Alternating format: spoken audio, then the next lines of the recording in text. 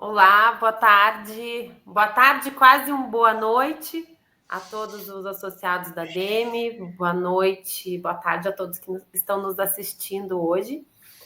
Hoje a gente traz para vocês aqui no nosso ADM Júris um tema que vem sendo muito falado, né? Não só no mercado imobiliário, mas tem tido uma grande repercussão aí nacional em todo o comércio, em todo mundo que, de certa forma, vai ser impactado aí com essa reforma tributária. E hoje, em especial, a gente vai falar sobre o que muda, né, com a reforma tributária no mercado imobiliário. E para falar sobre isso, a gente traz aqui para vocês hoje o Ricardo Campelo, que é especialista em direito imobiliário e tributário, sócio, fundador do Broto Campelo Advogados, e também o Luiz Gustavo Salvático, que é superintendente do Grupo Plaenge Vanguard e vice-presidente da ADEME. Então, boa tarde, Ricardo, boa tarde, Luiz Gustavo, vocês estão em casa para essa discussão aí, né, para a gente trazer para todo mundo que está nos assistindo essas mudanças, né, quais vão ser esses impactos aí que o nosso mercado vai sofrer aí com a reforma tributária. Boa tarde, Anastácia. Prazer estar mais uma vez aqui trazendo um tema para debater com os nossos associados da ADEME. E, de fato, a gente já falou sobre a reforma tributária aqui, né, também com o Salvático, mas a gente está cada vez mais tendo informações concretas para trazer. Hoje a gente já tem o texto aprovado, com poucas regulamentações ainda pendentes, mas a gente já tem o texto que vai acontecer, e a gente já tem situações concretas acontecendo por decorrência das novas regras, né? Especialmente, o que eu pretendo trazer um pouco para explorar hoje, a questão dos impactos para as permutas. A gente já tem negociações de permutas que estão um pouco turbulentas. Olhando para... Que acabaram... foi trazida essa preocupação, né? A gente tinha uma situação consolidada de tributação que vai alterar. Então, o pessoal parou para analisar. E o mercado como um todo está se adequando já, né? Porque a reforma está aí, né? Não é amanhã que vai entrar em vigor, mas também não é daqui a 10 anos. É uma coisa que é para logo. Então, a gente está cada vez mais vendo as empresas prestando atenção, né? A gente está trabalhando com as empresas também para que se adaptem, inclusive, em alguns casos, reestruturem algumas configurações para minimizar os impactos da reforma. Né? Trazer o Salvático aí para o papo também. Boa noite, Salvático. Boa noite, Ricardo. Boa noite, Anastácia. Obrigado pelo convite. Esse tema da reforma foi um tema já muito debatido, discutido, né? Nós, enquanto setor, nos organizamos através da ADEME, Sinduscom, junto à CEBIC, para participar dos debates, e eu acho que, no final do dia, a gente vai ter um sistema tributário completamente novo que vai tratar a construção civil como uma indústria realmente, né? A construção civil vai participar desse sistema jurídico que hoje participa a indústria normal, a indústria de produção, e eu acho que com isso a gente vai precisar pensar, enquanto empresa, em formas alternativas de negócios, a gente vai precisar organizar demais o nosso trabalho, né, porque as coisas vão mudar de forma bem drástica, e quanto mais preparado estiver a empresa, o seu corpo jurídico, controladoria, finanças, tesouraria, quanto mais as pessoas olharem para isso, mais a empresa vai ter benefícios tributários. Quanto menos preparado estiver, mais imposto vai pagar. Essa eu acho que é a grande lição de tudo, né, Campelo? Acho que a coisa mais importante a dizer para o nosso associado, para o nosso... as pessoas estão nos ouvindo quanto menos preparado, mais imposto vai pagar, porque o sistema tributário que nós estamos acostumados é um sistema muito fácil de trabalhar, principalmente quem trabalha pelo RET, ou lucro presumido, né? E a gente vai mudar completamente essa sistemática, né? A gente vai passar a ter que fazer estudo tributário de uma incorporação. Hoje, a pessoa vai fazer uma viabilidade de incorporação, você põe lá os 6,73, os 4 do RET na planilha e está feita, está tudo certo. não é mais assim. Uhum. Dependendo de quem você comprar o terreno, da forma que você comprar, se a pessoa física, se a jurídica muda, e né, os redutores mudam muito também, as contratações de serviços, né? Como é que vai ser? Eu vou contratar o MEI, não vou poder contratar, se eu contratar eu não tenho crédito, o outro eu vou ter crédito, né? Então vai ser um período de grande aprendizado, e eu acho que o mais importante, o recado a dar é que as pessoas precisam se preparar. Todas as empresas e os profissionais que trabalham nesse mercado. Eu acho que eu acho que esse é o melhor papel que a gente pode exercer hoje aqui, né, Salvático, Anastácia, é chamar a atenção do pessoal para isso. Porque a gente tem começado um trabalho, né, com as incorporadoras, construtoras, imobiliárias, para falar da reforma tributária, e o pessoal ainda acha que a gente está ali, né, na mesma página que a gente estava no começo de 2024, ou ainda 2023, que era uma coisa muito remota. E não é, pessoal, assim, tem contratos que a gente fecha hoje que já vai ter impacto direto da reforma tributária, né? E tem algumas questões, alguns regimes de transição, por exemplo, contratos de locação que tem a possibilidade de optar por um regime transitório, que são providências que precisam ser tomadas hoje, né? Mas eu acho que você trouxe, Salvático, e você tem um olhar, né, não só o olhar de um empresário, mas de um empresário que acompanhou a tramitação de perto, acompanhando cada detalhe, né? Então você tem as informações aí muito na ponta da língua de tudo que está mudando. E de fato, o pessoal precisa começar a se preparar, pensar em eventuais até reestruturações, reconfigurações dentro do grupo empresarial para minimizar esses impactos. E sobre o recorte que a gente vai trazer hoje, eu acho que nas edições anteriores a gente trouxe já algumas abordagens mais generalistas, né? Mercado imobiliário como um todo. E o que eu já queria até colocar para o pessoal aqui, a gente poderia fazer mais um overview, mas a gente não ia conseguir aprofundar. Então, o que a gente está pensando que seria mais útil aqui? Hoje, a gente focar, né, em um ponto, que eu acho que o inicial aqui, o ponto que mais interessa, principalmente o associado da ADEME como um todo, é o das incorporações. Não só por termos mais associados incorporadores, mas porque as próprias imobiliárias precisam compreender a tributação, né, que vai acontecer nas incorporadoras, né? A imobiliária, ela domina o mercado de incorporação, via de regra. Você conversa com o corretor, com o proprietário de imobiliária, ele sabe tudo o que está acontecendo na incorporadora, porque ele vende aqueles imóveis. E esse ponto das permutas, normalmente o corretor também precisa dominar, porque ele está interferindo, ele está intermediando a negociação, então ele precisa saber, né? E esses pontos que eu pretendo trazer da permuta é bem interessante saber, justamente porque, né, alguma negociação pode emperrar quando vier o terrenista falar e dizer assim, opa, mas espera aí, mas olha, né, como é que vai ser a minha tributação aqui. Então, eu acho legal a gente fazer essa... hoje, dar uma pegada da incorporação, vamos ver até o quanto conteúdo que a gente consegue explorar. E aí, as próximas edições do ADEME Juris, eu acho que a gente pode continuar focando na reforma tributária, mas aí podemos fazer uma para falar só sobre as locações, né? Para falar sobre as imobiliárias, né? Dentro da imobiliária, como é que vai impactar. E aí a gente tem toda... Né? Não é só o impacto da tua receita, é o impacto da tua estrutura. Né? Eu tenho corretor PJ, ele me emite nota, não emite nota. Né? E a gente pode fazer edições individuais sobre isso. Das compras, né? De quem eu vou comprar, quem vai ser meu fornecedor, né? Exatamente. Como o Salvático falou. Exatamente. Vamos rodar a apresentação, daí a gente vai seguindo aqui. Deixa eu já compartilhar a tela.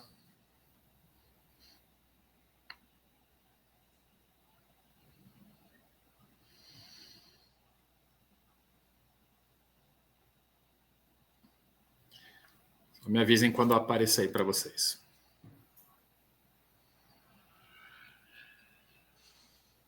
Apareceu, Campelo. Apareceu, pode ir. Então vamos lá, vamos seguir. Aqui a gente já falou um pouco sobre os conceitos gerais, né, que é uma reforma tributária do consumo. E para botar tudo na mesma página, né, como é que é a tributação da incorporadora hoje? Né? Eu tenho 4 tributos federais: imposto de renda, CSL, PIS e COFINS. Não tenho ICMS, não tenho IPI e não tenho ISS, apesar da nossa querida prefeitura de Curitiba vir lá com aquela cobrança do ABITS, que a gente discute, né? Mas a atividade de incorporação imobiliária não tem ISS. Então, a incorporadora, ou ela paga no lucro presumido ali aqueles 6,73, que é a soma desses 4 impostos, a alíquota efetiva, ou no RET os 4%.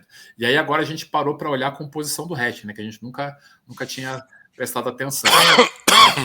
O RET que é composto por esses quatro tributos, mas que 2,08% são PIS e COFINS e 1,92% são IRPJ e CSL. E é importante compreender isso, né, porque a PIS e COFINS vai acabar e o RET fica mantido a princípio para IRPJ e CSL, né, mas é importante saber, o PIS e COFINS não vai mais ter. Quando entrar em vigor a reforma tributária, não tem mais PIS e COFINS no RET. Então, a alíquota, a princípio, cai para 1,92. Mas aí eu vou ter o IBS e a CBS no lugar do PIS e da COFINS.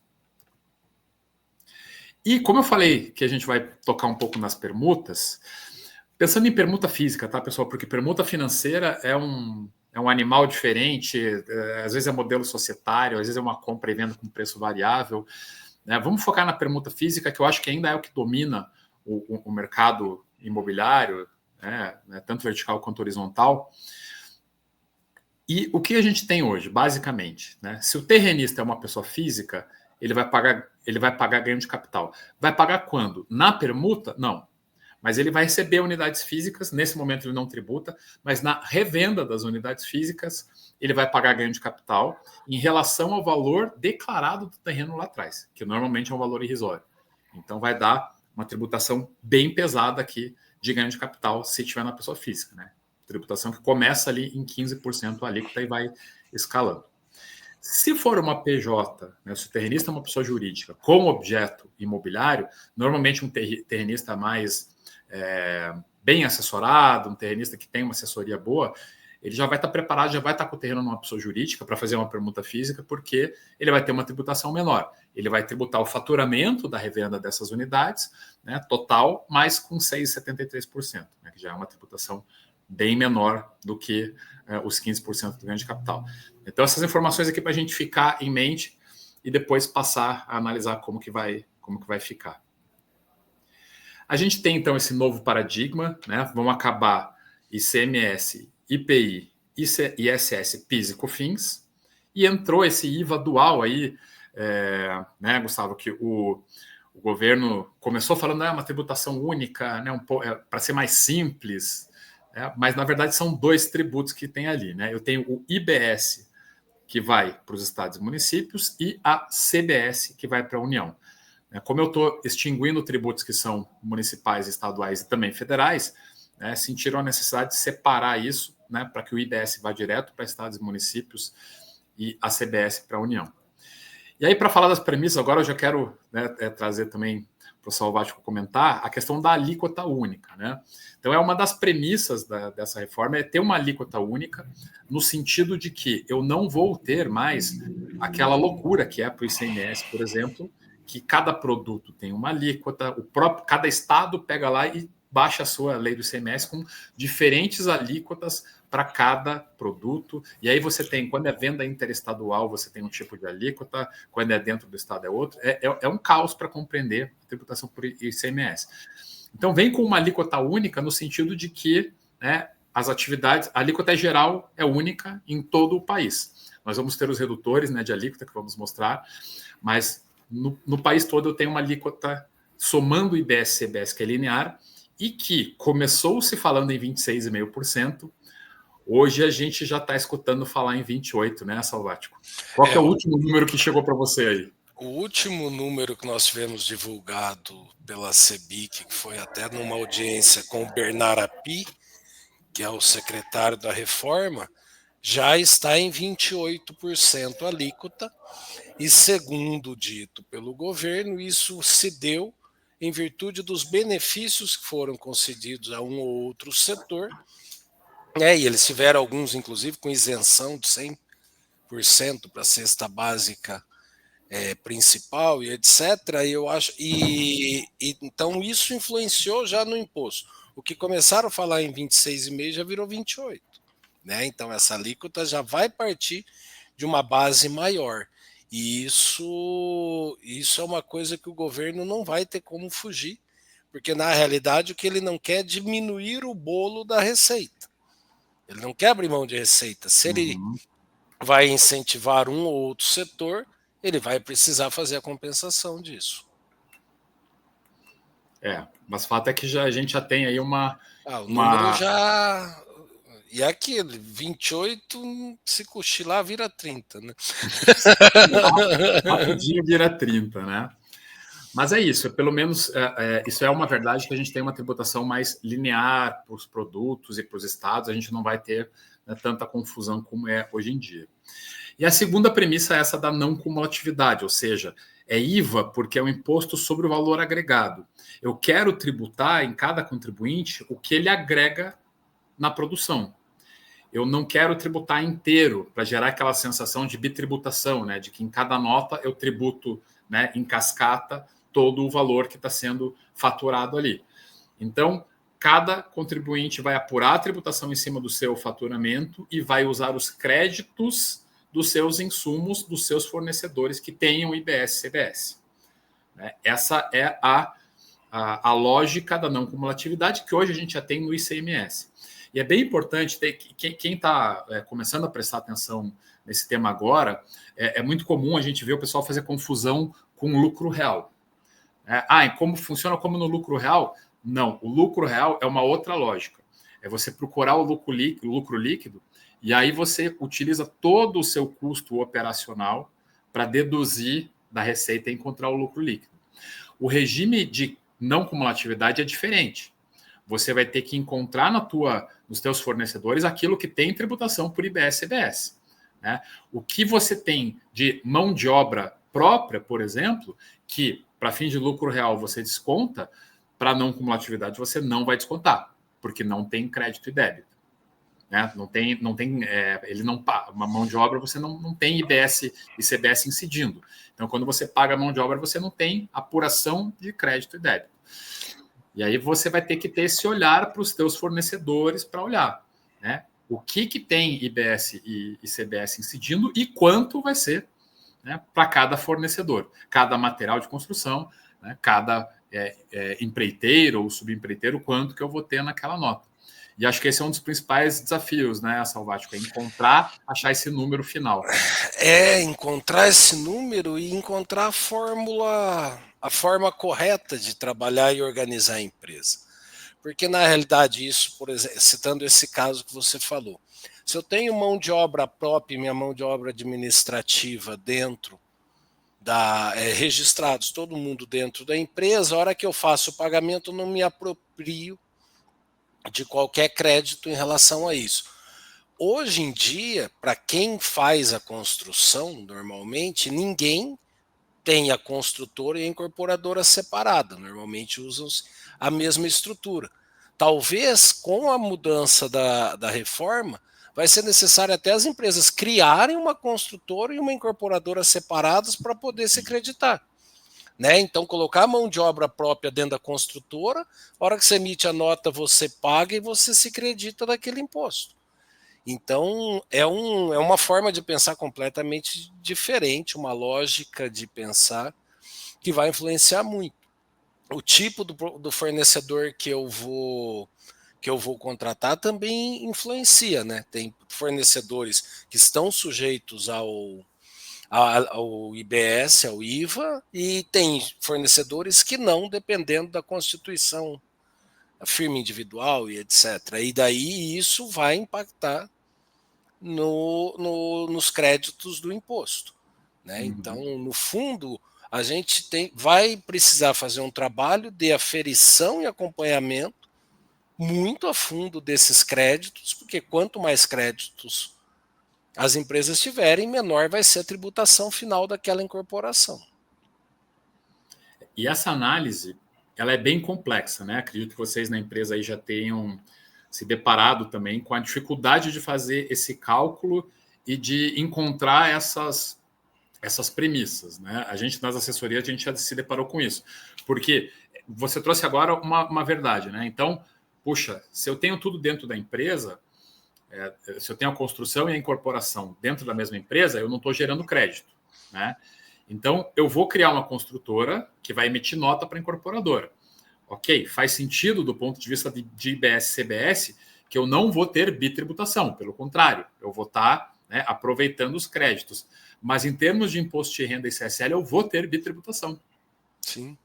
E aí eu só vou conseguir encontrar essa resposta quando eu fizer um trabalho que eu mapear inteirinha o meu fluxo operacional e entender bem esses fornecedores, o que gera crédito ou não, e botar tudo numa planilha e fazer simulações para encontrar uma resposta preliminar, porque algumas coisas ainda podem, né, algumas premissas podem não se confirmar, né?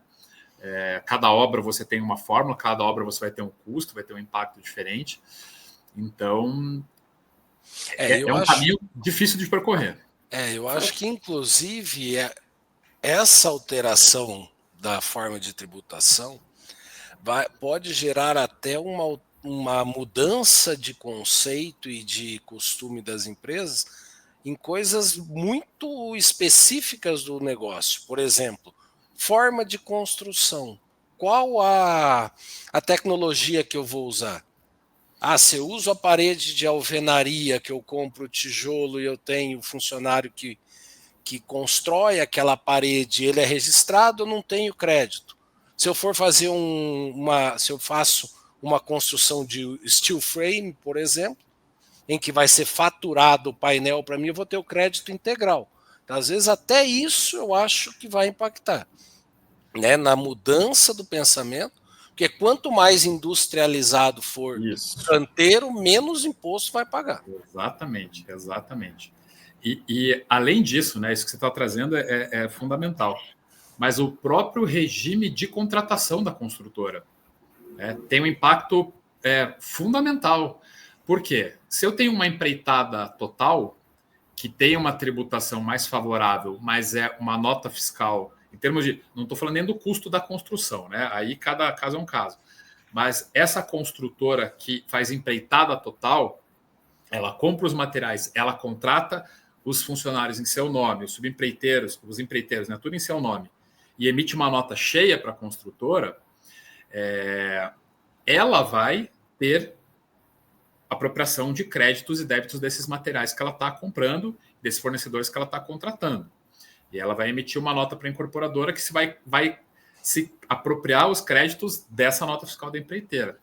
O regime de administração, ele tem uma diferença, ele tem uma peculiaridade que eu, construtora por administração, eu faço a contratação dos materiais faturados direto para o dono da obra, né, para a incorporadora, nesse caso que a gente está falando aqui. Então, a construtora por administração, ela vai apurar muito pouco crédito. Ela vai ter só os créditos do escritório central dela, basicamente, para apropriar, porque tudo que ela compra em nome do contratante da incorporadora. Então, por isso que a gente fala para o pessoal, tem que rever, né? Tem que revisitar essas estruturações, porque tem algumas reconfigurações que são possíveis. E já antecipando um pouco, a gente vai falar do RET, né? O RET vai ter uma extensão aí de prazo dos 4%, né? Até 2019.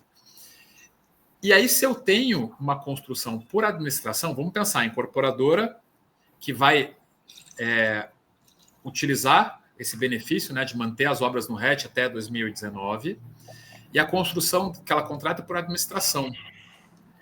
Ela vai estar apropriando créditos de materiais e fornecedores, que vão ser faturados em nome dela, mas ela não vai aproveitar esses créditos, porque ela está no RET da transição. Então, talvez é um desperdício, né? E a gente só vai ter a resposta se isso é desperdício ou não na ponta do lápis. Esse é um ponto, né? Num primeiro momento, a gente, enquanto setor, brigou muito por esse período de transição, né? Porque a gente entende a nossa atividade, a atividade de prestação continuada e por vários exercícios, né? Você tem prazo de 24, 36, 48 meses para entregar uma obra. Então a gente falou, é importante ter um regime de transição. E ele foi fixado. Porém, ele foi criado o regime de transição, mas o começo da vigência do imposto vai acontecer o ano que vem. Então, de qualquer forma, os dois vão caminhar juntos um dado período. E às vezes não vai ser, eu falo às vezes porque eu não tenho essa resposta, como o Campelo falou, a gente ainda Nós não também não fez, temos. não tem na ponta do lápis, mas eventualmente a gente vai ver que é melhor abrir mão, por exemplo, do período de transição. Pode ser uma consequência, ou pode ser uma conclusão que a gente chegue depois de estudar muito bem o Dentro do tema e grupo, fazer as simulações, né? Nós estamos fazendo um trabalho dentro do grupo Plaenge de estudo disso, então um comitê da reforma tributária, e é algo bem trabalhoso. E como o Campelo falou, a gente não tem todas as respostas. A gente vai ter que aprender bastante com isso. E eu acho que aí entra um outro ponto, para botar uma pimentinha aí nesse molho, né?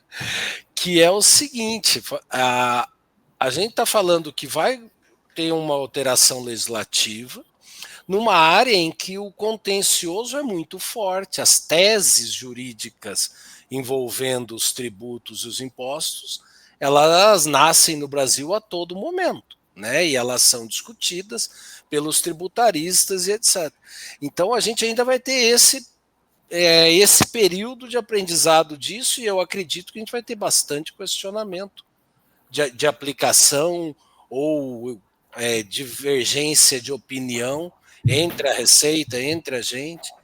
Né? Esses dias eu estava conversando com uma pessoa ligada à Receita Federal, ele falou: não, a lei já saiu para a gente, tá bom, agora é o pessoal da SERPRO que vai fazer o trabalho de acertar o sistema. Eu falei, ai, que medo que dá, né? Porque o pessoal da SERPRO não é quem entende do tributo, né? E exatamente, eu acho que esse aí é um ponto bem importante, e a gente, como incorporador, não está acostumado a lidar com a questão tributária de forma mais dinâmica e de forma mais aprofundada, porque a gente se acostumou com o RET, né? Isso. Que era muito simples, né? Era muito fácil. A incorporadora provavelmente é o setor que mais teve ganho de complexidade com a reforma tributária. E eu acho que vai ter um aumento aí de custo das empresas indireto, que é um aumento de estrutura. A gente vai precisar ter uma estrutura maior para lidar com a apuração desses impostos, créditos, etc.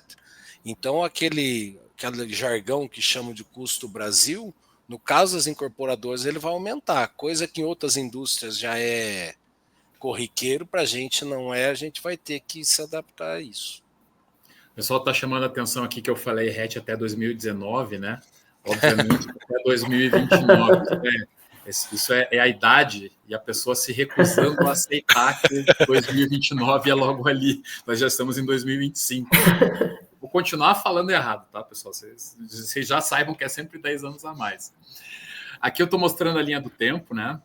Que a gente tem essa transição da entrada em vigor. Então, eu começo ano que vem já a pagar CBS e IBS, só que com 0,9% e 0,1%, totalizando 1%. Então, o que eu pago de IVA dual ano que vem? 1%, e eu desconto esses 1% do PIS e COFINS. PIS e COFINS vai ficar 2,65%. Então, eu não tenho impacto econômico, é só para o governo ir dando ali uma prévia, um spoiler de como que você vai passar a tributar. E aí, 2027, eu já tenho a entrada integral do CBS e extinção do PIS e COFINS. Então, aqui eu já vou ter uma mudança bem relevante. Né? Eu já tenho CBS, não tenho mais PIS e COFINS. Eu já tenho uma contribuição que é não cumulativa e que eu vou ter que apurar créditos e débitos. O grosso da reforma começa a partir da entrada do IBS e CBS, porque, principalmente para os setores, né, maiores, eu tenho uma tributação muito pesada do ICMS. E aí, gradativamente, o ICMS e o ISS vão sendo reduzidos, aumentando o IBS, até que 2033, aí a gente tem já a reforma tributária inteira em vigor, IBS, CBS, e não tem mais nenhum daqueles tributos que estão sendo extintos. Ricardo, tem a pergunta do milhão, do Guilherme. Alguma previsão de quando virá a regulamentação?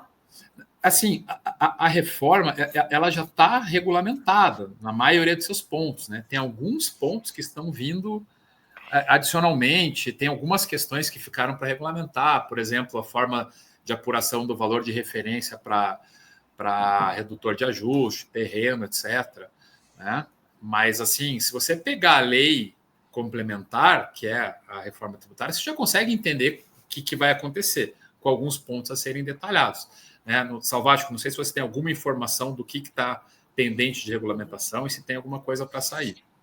Eu acho que tem alguma coisa que ainda vai complementar isso, que está sendo discutido no PL 118, né? Tem alguma coisa ali ainda, e também acerca do comitê gestor, mas do ponto de vista prático de IBS-CBS, a lei está posta e ela já foi, ela já está em vigor, então ela não vai ter uma regulamentação específica mais. A lei, aliás, a própria lei é uma lei bem complexa, uma lei difícil de entender, com muito volume de informação.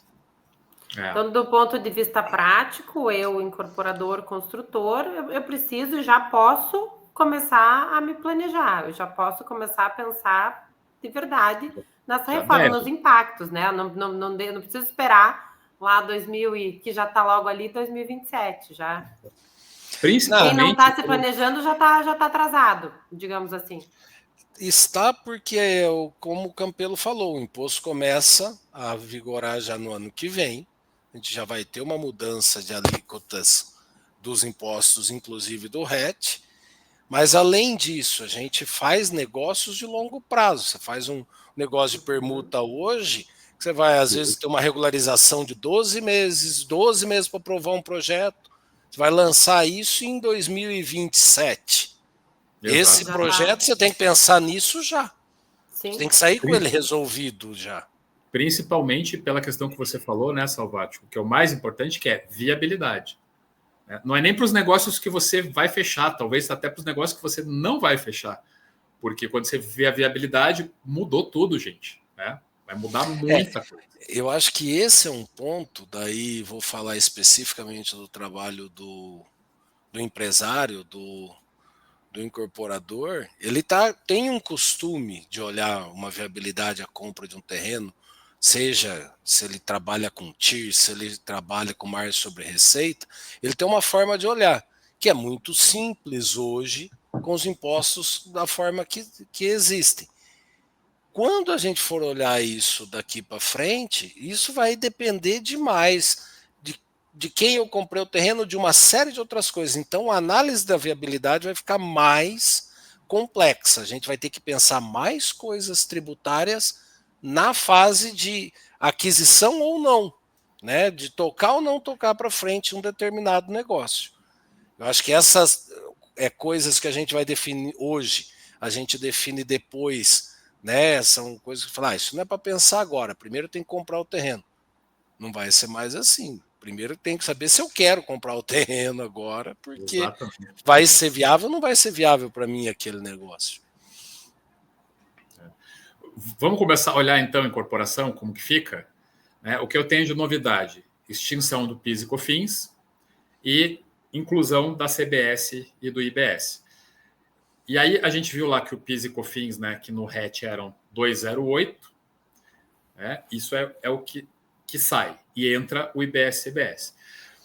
O IBS-CBS vai ter, como a gente falou, uma alíquota única, juntando esses dois tributos, que pode ser o 28%, né? Vamos trabalhar com esse número aqui, 28%. E aí eu vou ter, para calcular a minha tributação final, eu vou ter redutores. Né?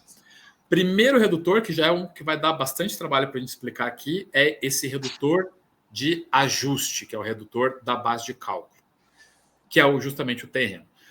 Então, qual que é a lógica aqui da legislação tributária nova?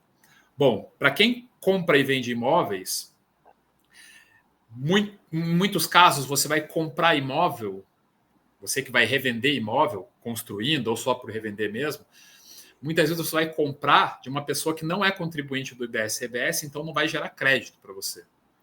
E aí eu não vou estar tributando o teu valor agregado, eu vou estar tributando um valor cheio ali da operação.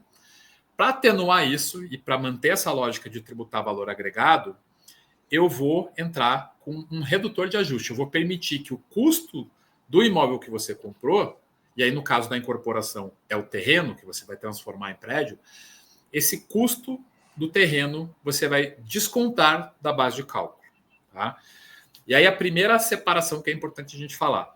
Se for um terreno comprado, pagamento, né? Foi lá e comprei o terreno em dinheiro, não na compra e venda com promissório para absoluto, que a gente faz nas permutas, né? Comprei, eu vou poder utilizar esse valor para descontar da base de cálculo, né, integral. Se for uma permuta, na permuta eu tenho um aproveitamento parcial do redutor de ajuste. O que isso quer dizer? Fiz uma permuta para um empreendimento vertical, padrão 15%. Tá?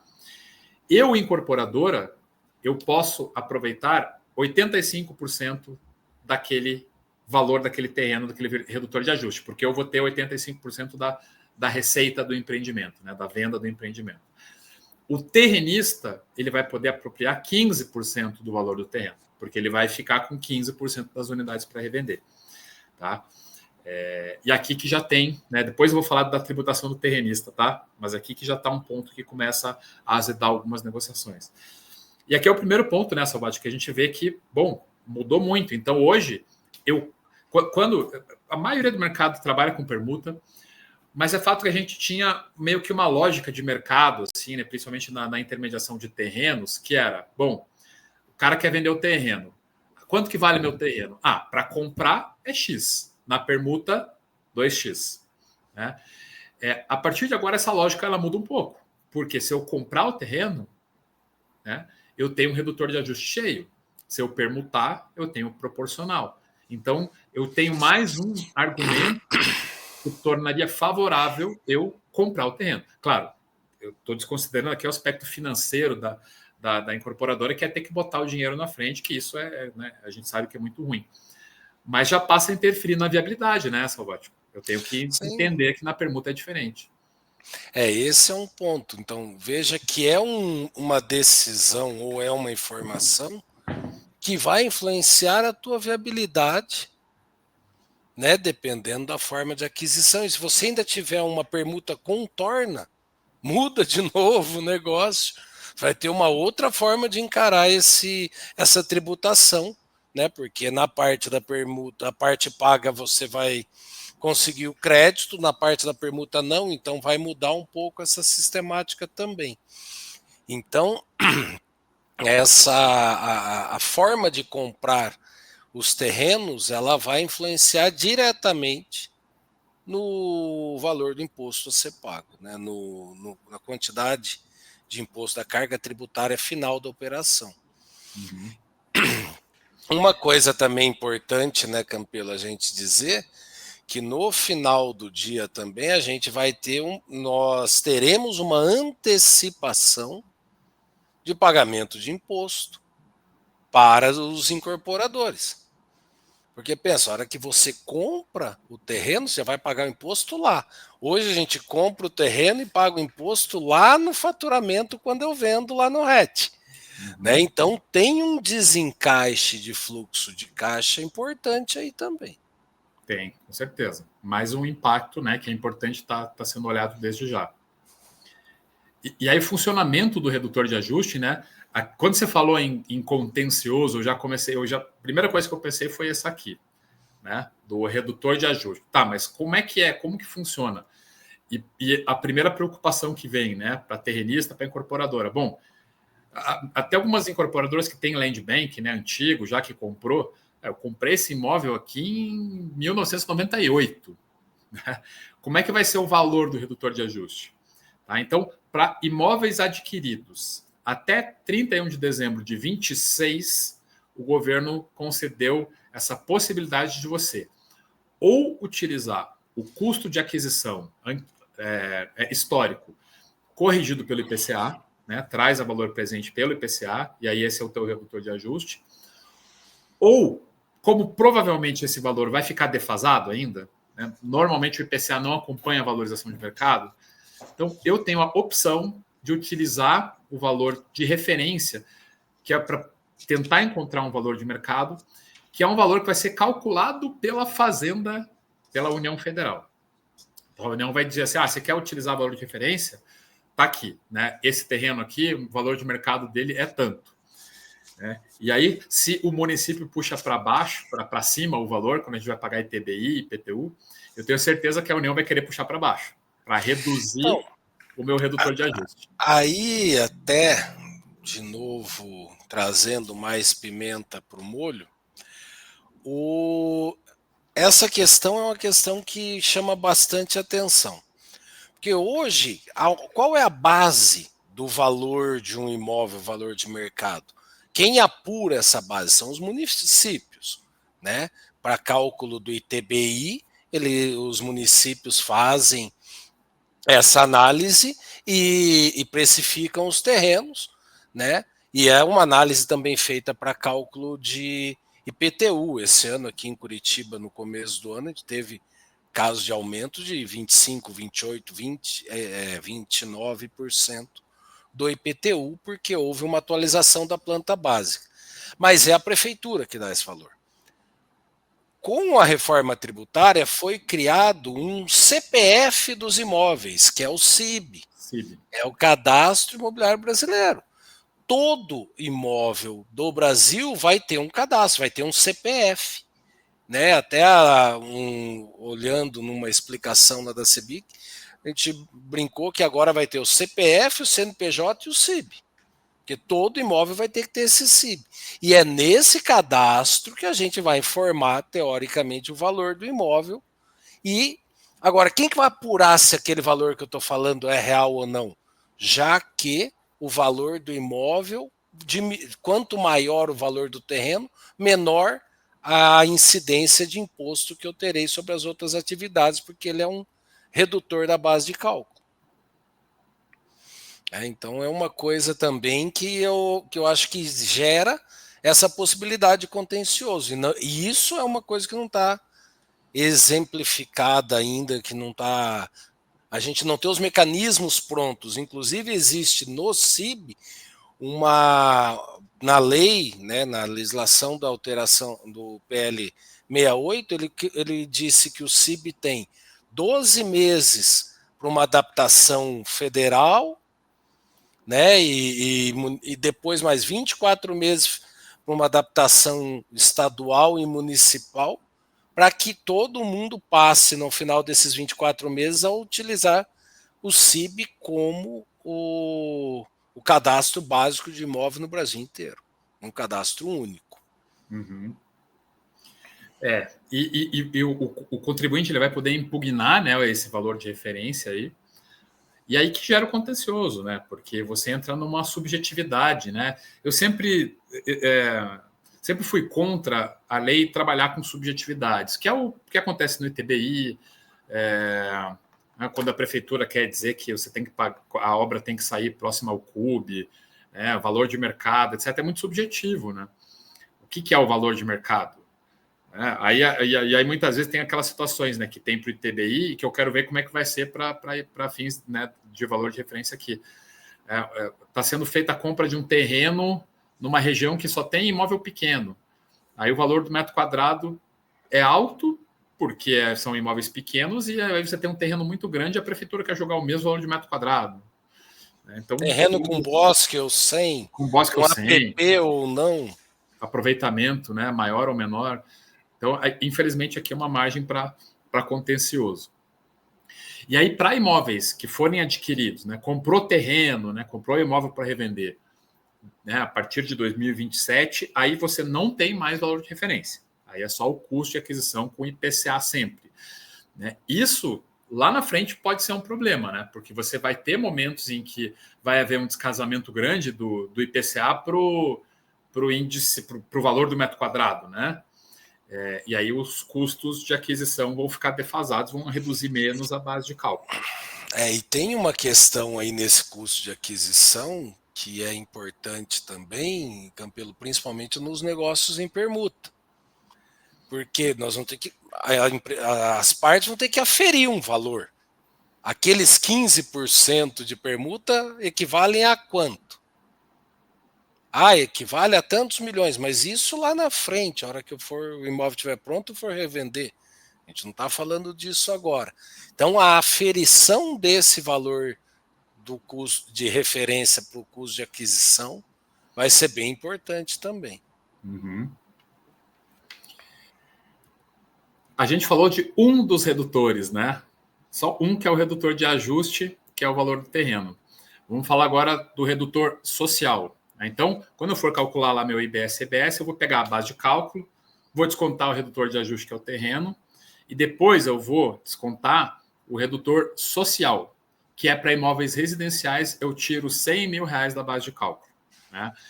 Por que é um redutor social? Porque quando eu estiver falando de um apartamento, né, alto padrão, vai estar sendo vendido lá por, né, hoje, 5 milhões, né, já está fácil passar de 5 milhões, R$100 mil não vai fazer diferença nenhuma. Mas para um HIS ali, para um imóvel que está sendo vendido por, né, 300, 400 mil reais, R$100 mil é representativo. Então, vai preservar um pouco, né, uma ideia de tributação progressiva, né, nesse sentido de descontar um pouco, né, fazer imóveis residenciais de valor menor, eu vou ter uma tributação, né, um pouco menor.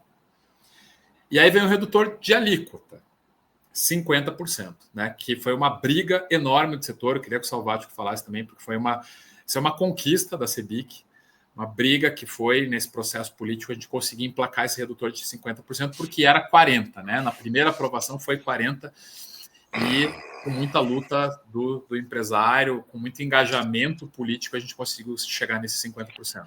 Esse trabalho foi um trabalho orquestrado pelo Renato Correia, que é o nosso presidente da CEBIC, junto com o Fernando Guedes, presidente do Conjur, e foi um trabalho de, primeiro, conscientização de todos os sindicatos e associações do mercado imobiliário no Brasil para a importância dessa discussão, inclusive a importância dessa discussão no âmbito parlamentar de cada estado. Porque no final do dia, quem aprovou a reforma tributária foram os deputados de todos os estados da federação. E o Campelo falou muito bem que, num primeiro momento, na Câmara foi aprovado em 40% o redutor. O nosso pedido, enquanto setor, era 60%. Era 60%. Né? Mas quando o projeto saiu do governo, o Bernard Api apresentou o projeto com 20% de redutor de alíquota para a incorporação. Nasceu com 20%. E com 20%, nós fizemos estudos na CEBIC que estava duplicando a carga tributária do setor. Nós tivemos que fazer um trabalho muito grande de conscientização dos deputados, explicando a necessidade disso ser aumentado, também as discussões nas audiências públicas na Câmara, para que a gente pudesse pleitear os 60%. No final do dia, eles não foram aceitos, né? Ficou em 40%, e quando foi depois para a sanção presidencial, né, com a alteração vinda do Senado, a gente chegou no redutor de 50%. Que a gente ainda precisa fazer isso na prática, né, um exercício prático, mas a princípio, com o redutor de 50%, a gente vê preservada a carga tributária nos estudos que nós fizemos na CEBIC com as consultorias que foram contratadas. 50% a gente ainda tem ali uma linearidade da carga, né? O estudo mais robusto da CEBIC, ele apontava justamente os 60% para manter, né? Era uns 60% para não ter qualquer tipo de prejuízo ou possibilidade de prejuízo com o aumento da carga. Os 50%, ele, a nosso ver, dependendo da aplicação de todos esses redutores e de tudo mais, ele pode ou não acarretar um aumento de carga. Esse é um outro ponto. Como o Campelo falou, eu fiz um empreendimento Minha Casa Minha Vida, unidade de 300 mil, 250, 280 mil. De cara eu tenho um redutor de base de cálculo de 100 mil, quer dizer, o imposto vai diminuir bastante, né? E então a carga tributária dessa incorporação tende a ser menor do que eu vou fazer um prédio de alto padrão, um apartamento de 1 por andar de 300 metros, né? Que nos valores atuais, apartamento de 6, 7 milhões de reais. Aí os 100 mil não vão fazer qualquer diferença, ou vão fazer pouca diferença, e no final do dia, a hora que a gente calcular a carga tributária efetiva daquela incorporação, ela será maior do que o outro projeto de interesse social. Uhum. Bom, avançando aqui, né, além dos redutores de base de cálculo e de alíquota, eu vou ter a apropriação de créditos, né, que é aquilo que a gente falou da não cumulatividade.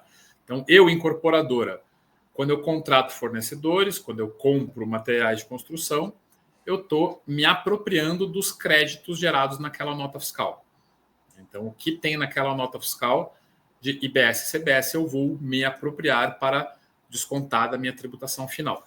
E aí que entra esse trabalho mais denso desse estudo que a gente está fazendo agora, é entender quanto que eu vou ter, né? Porque é fácil a gente pegar uma planilha de viabilidade, né, Salvático, antiga, e, bom, eu vou trocar aqui, em vez de ter, né, a RET, eu vou ter separado, né, IBS e CBS, vou ter aqui os redutores, faço uma planilhinha, jogo o redutor de alíquota. Até aí não é tão difícil. Quando eu chego para entender quanto que eu vou me creditar, que é o maior problema. Por quê? Porque a composição dos meus fornecedores ela é muito heterogênea, né? Ela é muito complexa. Eu tenho o pintor lá que é MEI, eu tenho um subempreiteiro que vai pagar IBS e CBS, que provavelmente ele nem sabe ainda, né? Que ele vai pagar IBS e CBS, mas ele vai pagar. Eu tenho quem está no Simples e que aí nem sabe, né, como é que vai ficar, mas que quando eu contrato o Simples, eu me aproprio do IBS e CBS, mas numa alíquota menor, né, que está lá dentro do Simples. E aí é uma simulação. O que a gente consegue fazer hoje é simular. É pegar uma composição de uma obra atual e, com base nisso, fazer uma estimativa. Esses fornecedores aqui vão me gerar tanto, esses aqui não vão gerar, esses outros vão gerar. Né? E é o trabalho, sem dúvida, mais denso, realmente, né? Porque é linha a linha de fornecedor para entender em cada um quanto que eu vou ter. Porque eu preciso olhar para o meu fornecedor e entender, ele é contribuinte do IBS-CBS? Sim, mas quanto que ele paga de IBS-CBS? Porque é um creditamento exatamente do valor pago. Então, é um prestador de serviços de construção civil, ele vai ter redutor de alíquota. IBS-CBS, né? E aí você vai ter, se for 28% da alíquota geral, ele vai pagar 14%, porque ele tem redutor de 50%. Se for material de construção, já é outra tributação final. Então, olhar esses itens que é a maior dificuldade. E outra coisa importante de se analisar, daí do ponto de vista do incorporador que vai vender o imóvel, é o tempo, a hora da venda desse imóvel. Porque pensa assim, eu vou lá e vou fazer um lançamento imobiliário hoje para entregar daqui 36 meses. Se eu vendo 50% desse produto hoje, eu vou ter que tributar 50% do imposto adiantado. E eu ainda não tenho crédito de nada, porque eu não comecei a obra. Então você vai tirar o dinheiro do caixa, vai pagar o imposto, e lá na frente, a hora que começar a construir, tiver os créditos, você vai deixar de pagar parte do imposto lá na frente. Mas nessa história aí, você, por vender bem no lançamento, pode ter um prejuízo. Ao passo que se você vender lá na frente, você já tem créditos apurados, né? Então, vendi um apartamento de R$1 milhão lá perto da entrega, que ele está praticamente construído.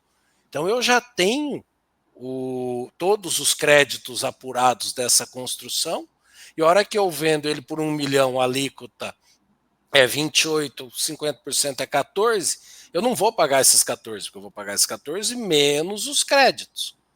Então, no final do dia, financeiramente, parece que vai ser uma venda mais interessante. Porém, daí entra no que o Campelo falou lá atrás. Com uma taxa Selic apontando para 15%, você vender isso lá na frente é prejuízo também. É prejuízo, exatamente. E tudo isso, né, o que o Salvático falou, a gente também tem que encaixar essa questão da regra de transição do RET, né? Porque, de fato, eu tenho, né, a gente conseguiu essa conquista aí de poder, né? Aqui eu vou até já respondendo a pergunta da Cíntia, né? Para poder manter as obras no RET 4%, vamos falar assim, né? Porque todo mundo vai continuar no RET, tá? Podendo optar pelo RET. Mas você, para ter o RET 4%, você tem que fazer o pedido do RET até 1º de janeiro de 2029. Antes de 1º de janeiro de 2029. Então, na verdade, até 31 de dezembro de 28, eu tenho que protocolar o pedido do RET. Eu já tenho que estar com a incorporação registrada, né, até uns dias antes para conseguir fazer. E o terreno afetado. E o terreno afetado também. Na incorporação, né, já o termo de afetação ali, que senão você não vai conseguir fazer, né, o protocolo do RET. E aí, esse regime de transição, como é que ele funciona? A gente viu lá atrás, né, que o PIS e COFINS que tem dentro do RET é 2,08%. Né? Então, o que o governo falou assim, ó, você vai pagar imposto de renda ICSL normal no RET, que vai dar lá 1,92%, e você vai pagar CBS de 2,08%, justamente para suprir o PIS e COFINS, e aí você não tem impacto econômico. Claro, você vai pagar CBS, mas como você está pagando um regime especial, você não vai poder usar crédito, não vai poder usar redutor de ajuste nem nada. Vai ser a mesma tributação que é no RET hoje, 4% sobre o VGV bruto, né? Tem algumas questões mais aqui da transição também, né? Mas aí eu acho que já são detalhes que a gente pode passar. E para falar do permutante, né? Como é que vai ficar então a vida do permutante, permuta física, né, com a entrada em vigor do IBS-CBS? Um problema grande está no permutante pessoa física. Por quê? Porque a pessoa física que trabalha com imóveis, seja na locação, seja na compra e venda, existe uma regra de equiparação à pessoa jurídica e vai fazer pagar IBS-CBS se trabalhar com mais de 3 imóveis ali na competência. Então, na locação é 3 imóveis por ano, aqui na permuta, né, que seria a venda de imóveis, é a mesma coisa. Então, vendeu mais de 3 imóveis e a receita também é uma regra de 240 mil por ano. Na permuta física, fatalmente, a maioria dos projetos vai estourar. E se for um permutante de pessoa física, então ele vai pagar, além daquele imposto de renda de ganho de capital, né, que começa em 15%, ele vai pagar também o IBS-CBS. E aí, qual que é o grande impacto ali, né, que a gente está vendo emperrar algumas negociações, né? Mesmo que ele seja pessoa jurídica, né, já é aquele permutante mais preparadinho, tinha constituído uma pessoa jurídica com objeto social de compra e venda de imóveis ali para pagar lucro presumido, né? Só que o que vai acontecer? Ele vai continuar pagando imposto de renda ICSL, imposto de renda ICSL, não vai pagar PIS e COFINS, mas vai pagar o IBS-CBS. Vai ter um redutor de alíquota de 50%, mas o redutor de ajuste dele, ele é proporcional à permuta. E aí, como a parte dele na permuta é 15%, o custo de terreno dele lá que ele vai poder descontar aqui é só 15%. Isso na prática, considerando, né, a valorização que você tem quando você pega um terreno e transforma ele em 15% de um VGV, de empreendimento, você tem uma valorização muito grande aqui. Então, pegar e pensar em 15% só de redutor de ajuste, e aí nessa receita você colocar IBS e CBS com 14%, é um aumento significativo em relação a quem pagava 6,73%. Né? O número final é difícil de apontar aqui, mas é fácil entender que eu vou estar pagando mais que 6,73%. Isso com certeza vai haver um aumento tributário aí. Vai haver um aumento tributário expressivo. Sim. Né? E aí o pessoal já está procurando soluções, já está procurando algumas negociações migrar para uma permuta financeira com modelo societário, que aí envolve o SPE e SCP, que eu sempre gostei muito desses modelos, justamente porque já eram tributariamente mais favoráveis, mas são modelos completamente diferentes. Nem toda incorporadora gosta de trabalhar com uma SPE que vai ter um terrenista dentro, uma SCP que tem um terrenista dentro. É uma relação societária, tem questões, né, variadas, diversas questões que impactam quando você vai fazer um modelo societário, né? Mas é isso, do ponto de vista tributário, parece ser uma rota de fuga aí do terrenista para tentar fugir dessa tributação mais pesada. Eu não sei se vocês nas permutas também, Salvático, já começaram a ter esse tipo de apontamento. Todas. Todas as que nós estamos negociando, está havendo esse tipo de discussão. Né? Enquanto a gente está discutindo a parte negocial a coisa vai bem, a hora que a gente vai contratar o negócio que foi avançado, aí entra toda a permuta, tem havido essa discussão, e é um período realmente de aprendizado que para todo mundo, inclusive até para os próprios assessores, os advogados que assessoram os donos do terreno. Muitos deles não sabem como isso vai se comportar. Exatamente. Aí quando a gente coloca num contrato desse que qualquer alteração, uma geração tributária será repassado ao negócio, assusta. Sempre há o questionamento. Então, a gente está falando mais complexo. O questionamento ele está vindo justamente do permutante que é bem assessorado. E que o advogado dele está apontando esse problema. Aquele permutante que acaba trazendo um advogado, às vezes é um ótimo advogado, mas não é da área imobiliária, né? O cara é um advogado, toca lá empresa, né? O cara tem uma indústria, é um excelente advogado. A gente lida muito com isso, né, Salvati? Com a gente que advoga para a incorporadora, vocês, né? Tá negociando ali permuta e veio o advogado e, assim, você vê que ele não entende, né? Ele dificulta a negociação porque ele não entende o mercado imobiliário, né? Esse cara provavelmente vai comer bola dessa mudança que está tendo aqui, né? Não vai prestar atenção. E o cliente dele pode ser bem prejudicado do ponto de vista tributário lá no final. Só vai saber disso lá no final, né? Esse é o negócio. Só vai saber a hora que a conta chegar e ela tem que ser paga, né? E ela vai ter que ser paga, exatamente.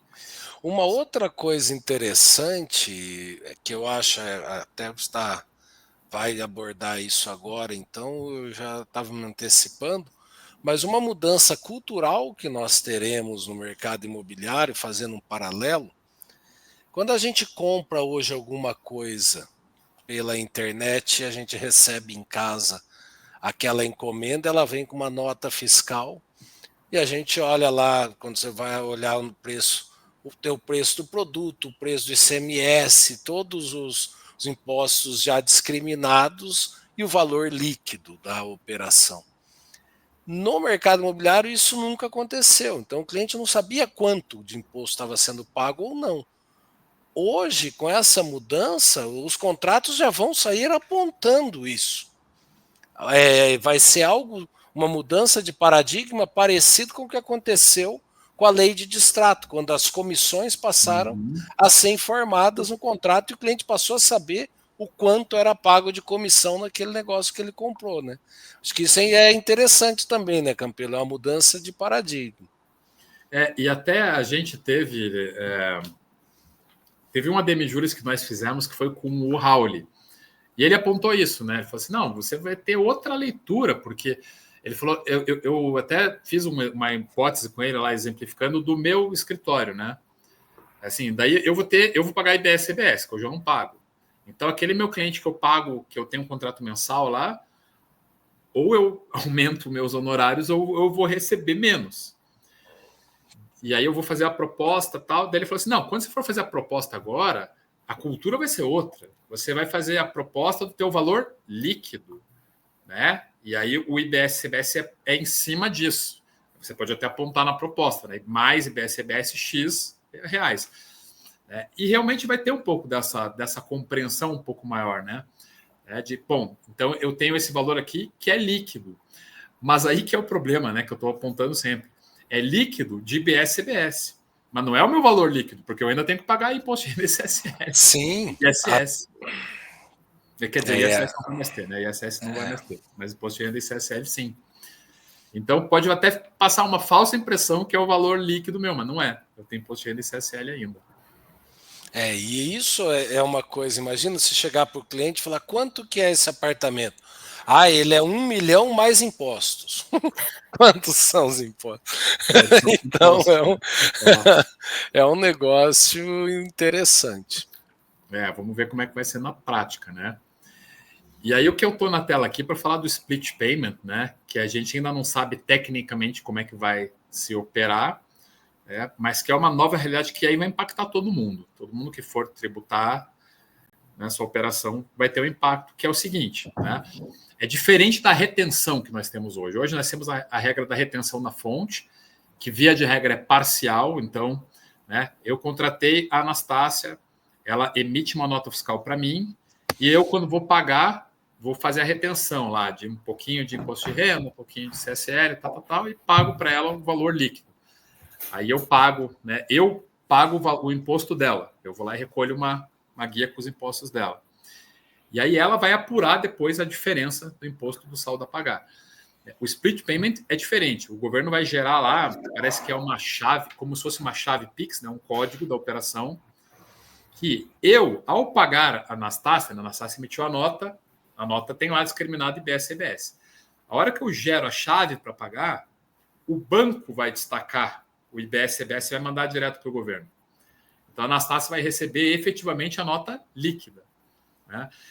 Isso tem um impacto grande de fluxo de caixa, né? Porque hoje, nós, prestadores de serviço, principalmente nós rodamos com esse dinheiro, né? Nós fazemos caixa, utilizamos esse dinheiro que é do imposto para o caixa. Eu vou pagar isso no mês seguinte, né? No período de apuração seguinte, mas eu rodo um pouco esse dinheiro, eu não vou ter mais isso, né? Eu vou receber sempre líquido.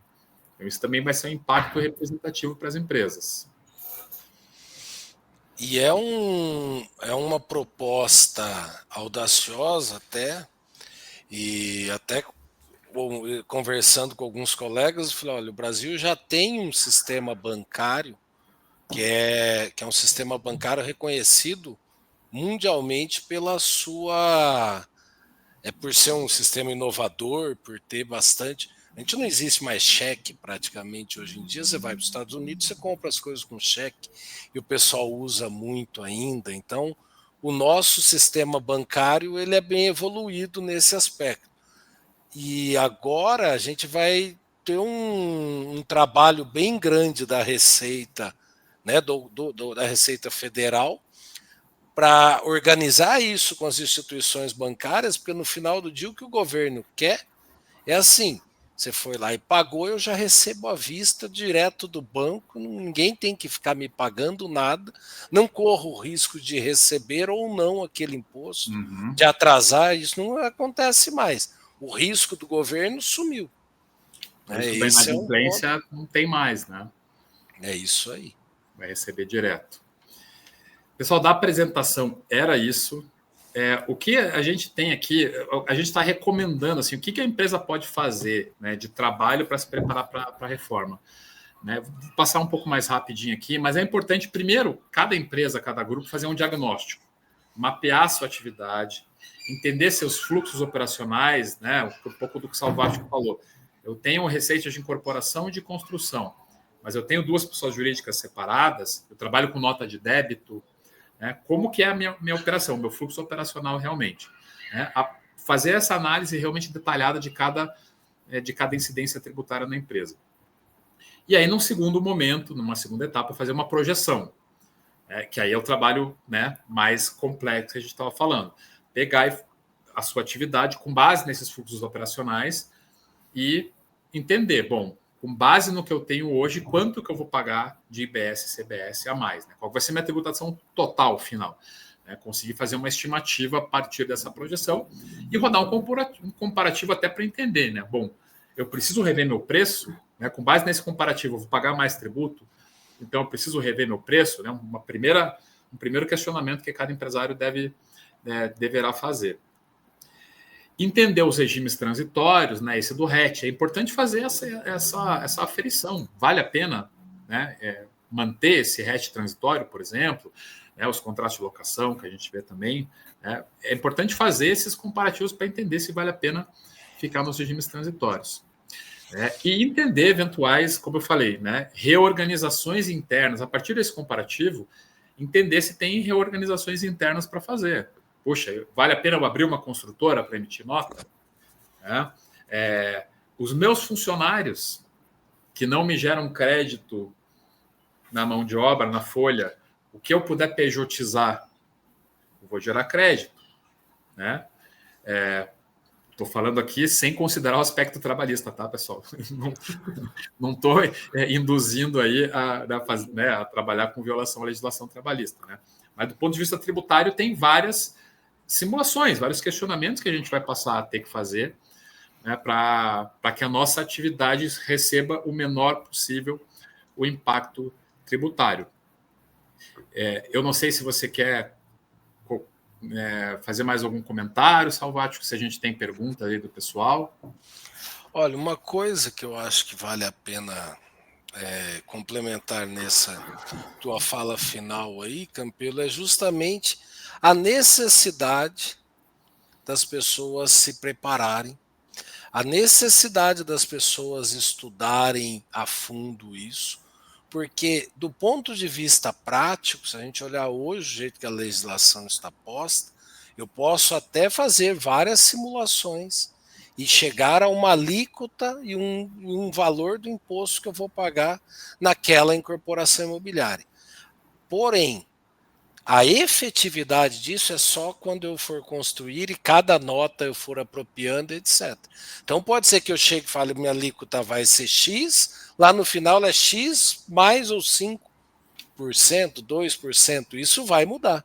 Às vezes até com as escolhas da forma de construir ou de fazer aquele produto. Então eu acho que esse aí é um ponto também que é bem interessante, e eu acho que a nossa função enquanto instituição, né, enquanto ADEME, é levantar esse ponto, é chamar a atenção do nosso associado para isso, porque o que era distante, como o Campelo falou, já é o ano que vem. E para a gente que trabalha com um ciclo tão longo, 1 ano, 2 não significa nada, né? Nada. A gente entre comprar um terreno, construir, entregar. Eu brinco que quando você fica pouco tempo envolvido com um projeto, são 10 anos. Porque você tem 1 a 2 anos ali de desenvolvimento, 3 de construção, 5 de pós-ocupação. Né? Então é uma questão bem relevante que a gente pense nisso, comece a pensar já. Eu imagino, né? Online a gente não consegue ver a expressão das pessoas, né? Mas eu espero que esteja todo mundo olhando com cara de preocupação, né? Porque vale aquela máxima: quem não está preocupado é porque não está prestando atenção. E, principalmente, pessoal, sua assessoria contábil. Claro, assessoria jurídica é importante também, mas a sua assessoria contábil, quando entrar em vigor plenamente IBS-CBS, se o teu contador não aumentar muito os honorários dele, troque, porque ele não... Presta atenção. Ele não entendeu que o trabalho que ele vai ter vai ser muito maior. Muito maior. A atividade do contabilista vai ser muito mais importante, né, e muito mais volumosa em termos de trabalho para fazer. Hoje é relativamente fácil, né, a incorporação. Como eu falei, não estou falando do trabalho do contabilista, né, mas a tributação hoje, 4% do VGV, né, tranquilinho. Agora, entender toda essa teia para chegar na tributação final e apurar o imposto e entender como é que acredita, como é que não acredita, principalmente para o contabilista de construção, de incorporação, não está acostumado com crédito e débito. É diferente da indústria, que sempre trabalhou, isso aqui eu já faço, né? Ou quem está no lucro real, que paga PIS e COFINS não cumulativo, né? Já sabe o que acredita, o que não acredita. Isso para nós é uma nova realidade, né? E ainda tem essa questão que a gente nem trouxe, né? Sobre o que é considerado bens de uso pessoal, que aí não geram crédito. Ainda tem esse... O que é custo operacional e o que não é. Outra coisa importante, que isso ainda essa parte está pendente de regulamentação, né, como foi feito a pergunta pelo Guilherme lá atrás, o imposto seletivo, né? Eu acho que esse é um outro ponto. Isso aí é uma coisa que hoje não está clara para a gente. O que o governo vai entender como um produto ou um insumo nocivo ao meio ambiente, por exemplo, e daí o imposto vai ser maior, ele vai diminuir a possibilidade de redução de alíquota, por exemplo. Né? A gente, por exemplo, na construção civil usa muita madeira. A gente usa madeira para várias atividades. Se entender que madeira é algo prejudicial ao meio ambiente, aumentar o imposto, vai prejudicar e vai aumentar a carga tributária dessa nossa atividade. Tem mais essa ainda, né? As contas não vão acabar, né? Com certeza. Conta. Como é que estamos de perguntas aí? Estamos chegando no final já, né? Quando não tem Olha, perguntas, ou é porque entenderam tudo, ou porque não entenderam nada. Eu tô achando que fica. Não tem, não tem pergunta. Não tem. Então, eu falando, né, da minha visão, eu acho que a gente vai precisar ainda falar muito mais sobre isso, né? Não só fazer conta, mas falar sobre o planejamento tributário, porque de fato vai trazer aí um impacto, né, bem grande na nossa atividade aí de construção e incorporação. Então, já que não tem perguntas, já que está todo mundo sabendo de tudo, né, ou não, Ricardo, Luiz Gustavo, queria agradecer e queria que vocês deixassem um recado final para os nossos associados e para todo mundo que está assistindo.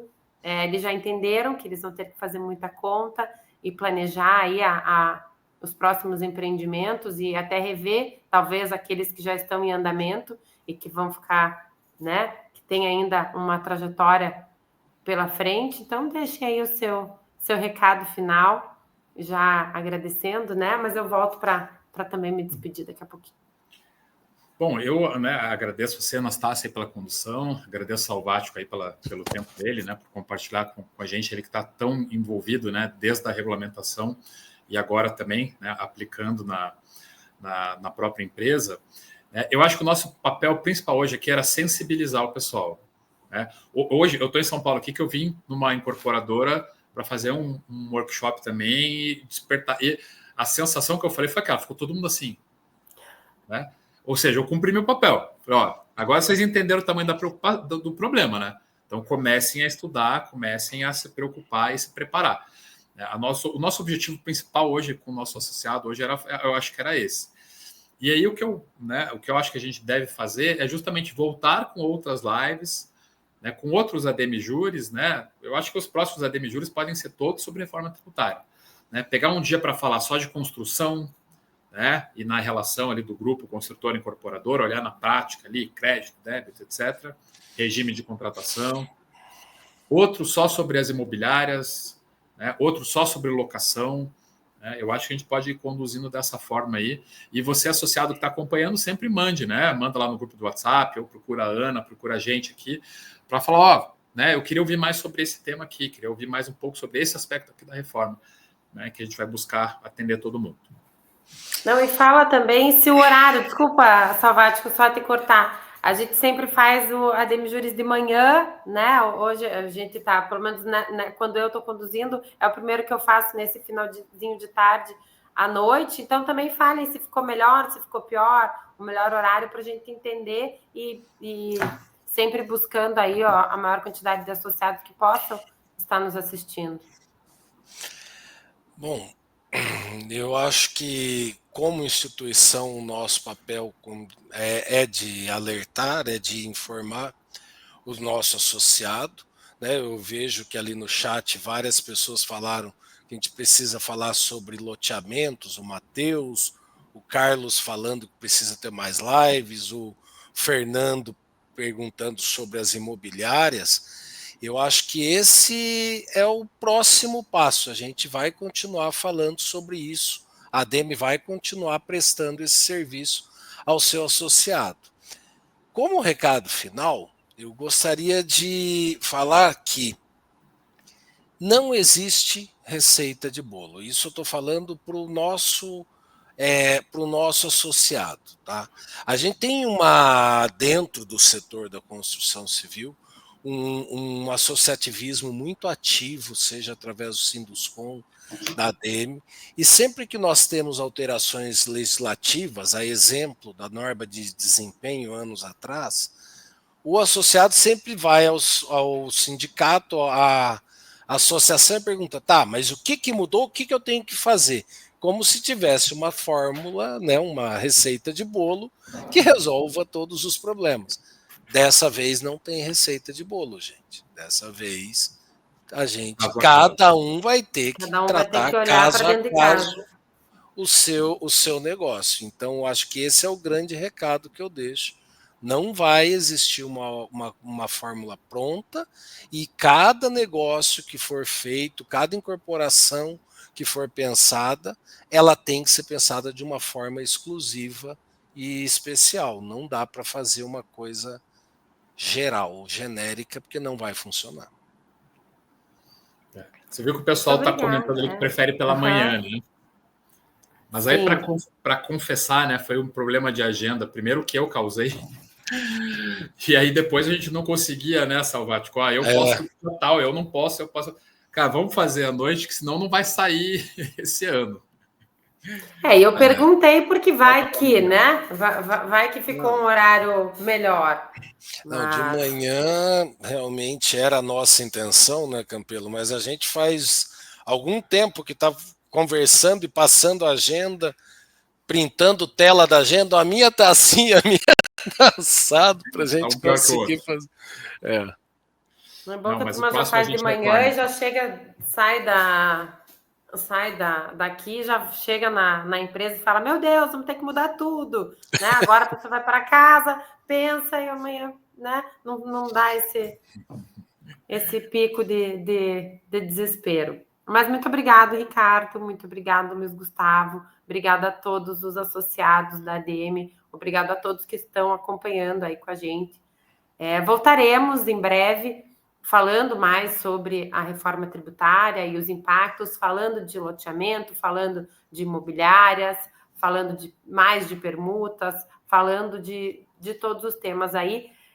Não vou dizer até quando acabarem as dúvidas, porque pelo que a gente está vendo, as dúvidas elas ainda vão, né, andar coladinha com a gente durante um bom tempo, mas acredito que quanto mais munido de informações nós estivermos, mais fácil vamos passar por esse período aí de muitas descobertas, um período nebuloso, mas que no final vai estar tudo certo. Tá bom? Muito obrigada. Obrigada a todos. Pessoal. Boa noite. Obrigado, boa noite. Valeu. E até